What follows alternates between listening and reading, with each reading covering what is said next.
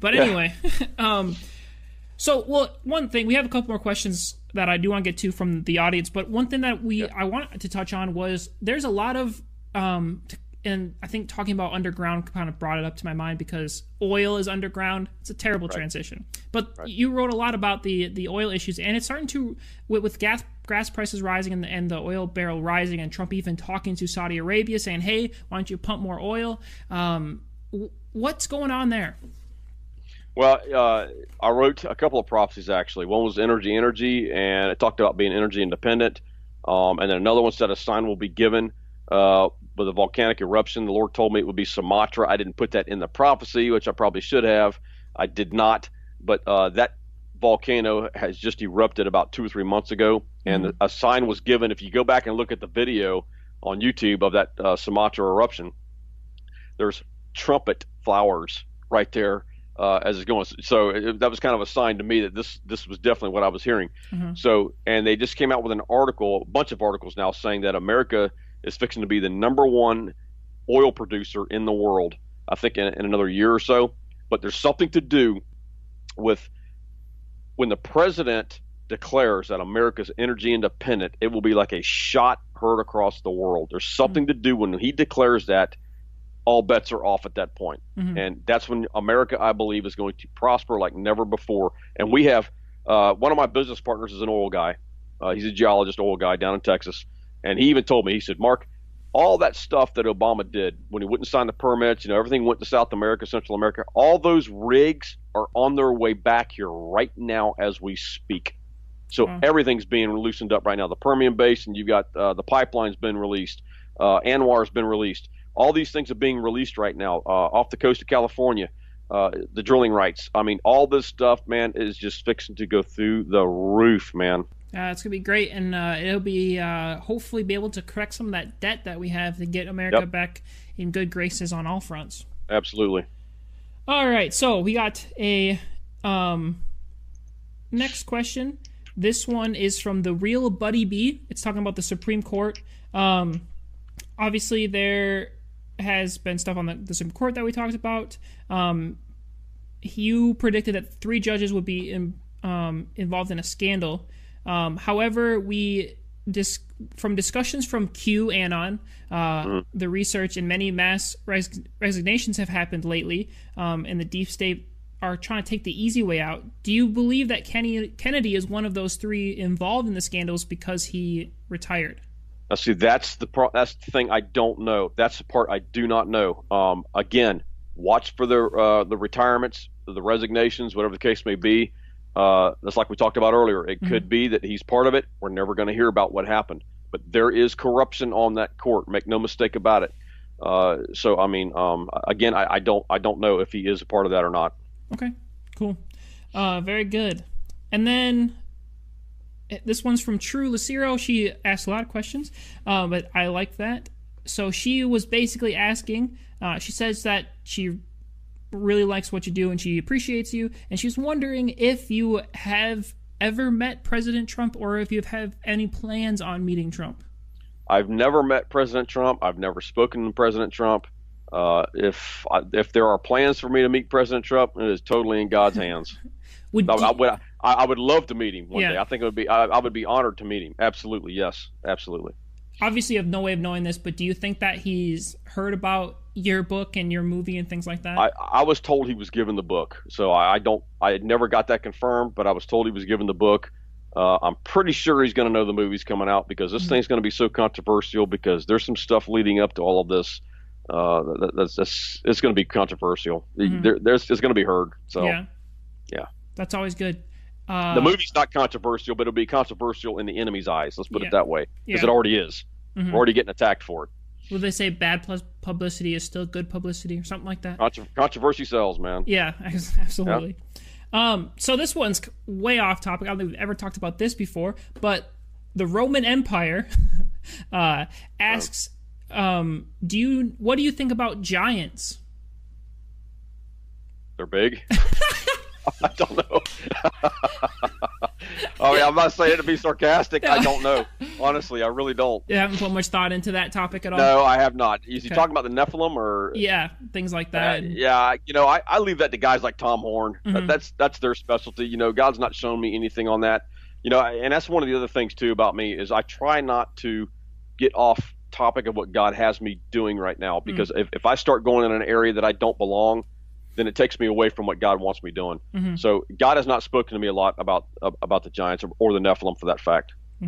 Hey, at least when you don't know much about a topic, you still speak truth about it. Giants are big. That's it. That's right. All right. So Bill Maple, how much time we got left? I don't want to go over too much. Oh, we're running out of time here, but let's see here. Yeah, well, there's only a couple more. So Bill Maple says, Mark, we're all very anxious about for this all to be done and over with, and want to finally see God's justice carried out against the enemies. Do you think God will give us a divine heads up before he breaks all this loose? My thoughts are basically it's just going to happen one day, and I expect to wake up with thousands of arrests overnight. So do you think we're going to get that? I think he's probably spot on that. I don't think you're going to know it's coming. I could be wrong. I'm not prophesying this, so don't hold me to this. Again, I think you're just probably going to wake up and it's just going to be wham. I don't know. It's all in God's hands how he wants to handle it. I would just say just be prepared now, because it could get rocky and it may take a while for things to settle down. So just put your seatbelts on.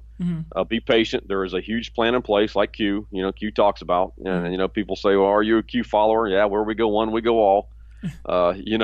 So I think there's a huge plan in place. So we just got to sit back and do our job as the army of God, and God will do his. Absolutely. Oh yeah, there was a couple. I would love to hear your thoughts on this. There has been a couple archaeological discoveries. One, there was a tablet in Greece found, which basically was Homer's Odyssey, a few verses from that was dug up. And there's also a tomb discovered in Alexandria of an ancient sarcophagus. Do you think either of those are tied to that prophecy about the discovery? I don't know. I didn't hear about the first one, but I did hear about the second one. I haven't read an article on it yet, but I just caught the headlines on it, and it kind of made me wonder, okay, is this part of it? People ask me all the time, what do you think it is? Is it the Ark of the Covenant or something like that? And I was like, look, I don't know. It could be relics. It could be. I can tell you what I sense. I'm not prophesying this. I can tell you what I sense. I sense it could be both, but I think it's going to be along the lines of maybe manuscripts, scrolls, debunking some theology stuff, some wrong theology that we've had all these years or decades or centuries, whatever the case may be. I think you're going to find some things that have been hidden from us. Stuff like that. Stuff that's going to be so cataclysmic because we thought it was one way, and when in fact it was another. You know what I mean? Yeah. Something that will confirm that. Something along those lines. Yeah, absolutely. That would be cool. I just saw those two things. It's again like when I'm preparing for you to come on the show, it's always like things in the news pop up that line up right up with you. It's like a perfect timing always. All right, and then we talked about the volcano situation a little bit already, so we don't need to go into that. And then, do you know? I don't know how this whole prophecy thing works with God revealing things to you or not, but do you feel like God's going to be revealing anything more to you coming up here in the future? I think so. When I wrote that All Roads Lead to Rome prophecy, the Lord told me that would be the last one for a little bit. I don't know if He'll give me, I'm just not one, it's strange, Sam, because I get emails from people all the time like, hey, you haven't prophesied something in a long time. It's like, look, folks, I don't put this stuff out on a conveyor belt. It's just not the way it works with me. I operate totally differently than most people. I don't know of anybody else that really operates like I do. God's working with me on something now. I'm not going to go into it because I don't release something unless, God's ready to, but I'm working on some stuff now. Now, when God decides to release that, I don't know. It took me a year to release all roads lead to Rome, because the Lord had been dealing with me on that archaeological find. I was even working with Tom Horn on that one a little bit, because I sent that to him like almost a year ago. That part of the prophecy about the archaeological find, because I thought it had something to do with him, and it still may. I don't know. Yeah. But I operate differently. God will start giving me something. I'll start making bullet points, taking notes. and it takes me 3-4 weeks sometimes to write a prophecy. I mean, it took me a year to put that one together. Yeah. You know, I mean, and then it's the time. Okay, do I release it now, or do I sit on it for a little bit? You know what I mean? Mm-hmm. So it's just one of those things where I just don't. I guess, and there's nothing wrong with this. I'm not condemning anybody for this, but most people, I'll probably say 98% of the people out there, they'll grab a microphone and they'll start prophesying right there.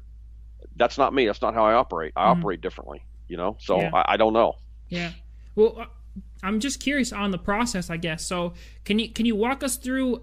Can you just walk us through the process of when you feel like God is telling you to say something, and then all of a sudden you release it? Like, what is the steps? Like, you just get like a feeling, or what happens? Yeah, it's you know, Jeremiah said it's like a fire burning in his bones, right? Before he had to release it, right? It's kind of like that with me, but it's not.